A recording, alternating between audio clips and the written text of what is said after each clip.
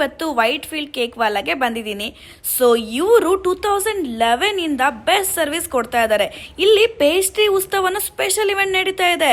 ಮತ್ತೆ best part ಏನ್ ಗೊತ್ತಾ, ಎನಿ ಪೇಸ್ಟ್ರೀಸು ಜಸ್ಟ್ 20 ರುಪೀಸ್. 20 ರುಪೀಸ್ ಅಂದ್ರೆ ನಂಬ್ತೀರಾ? ಅಫ್ಕೋರ್ಸ್ ನೀವು ನಂಬಲೇಬೇಕು.